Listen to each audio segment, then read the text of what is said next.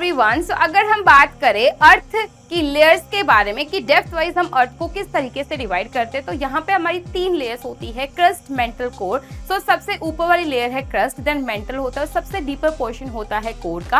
अब अगर मैं प्रोपोर्शन वाइज इनको डिवाइड करूँ तो सबसे ज्यादा होता है हमारा mass and volume wise mantle, then होता है कोर और सबसे कम होता है क्रस्ट।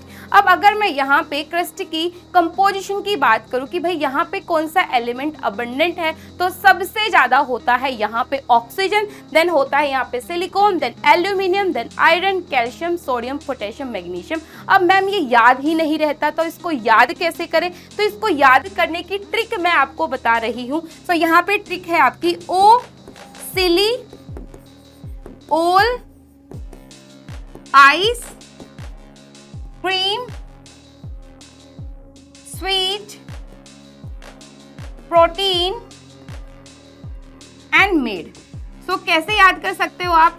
सो देखो, सबसे ज्यादा होता है ऑक्सीजन, देन होता है सिलिकॉन, देन होता है एल्यूमिनियम, देन आइस आयरन हो गया, देन क्रीम आपका क्या हो गया कैल्शियम, एंड देन स्वीट से सोडियम हो गया Na, देन पोटेशियम आपका हो गया यहाँ पे प्रोटीन से, और देन मेड मैग्नीशियम।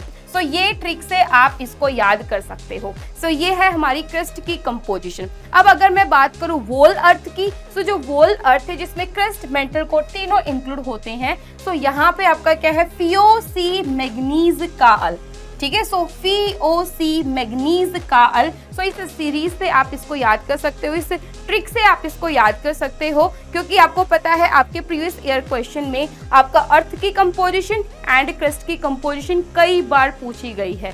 सो यहाँ पे मैं ट्रिक लिख देती हूँ, FeO-C मैग्नीज का अल। सो ये सीक्वेंस ही है, ठीक है, ये सीक्वेंस ही होता है आपका। सो काफी इंपॉर्टेंट टॉपिक है। Thank you.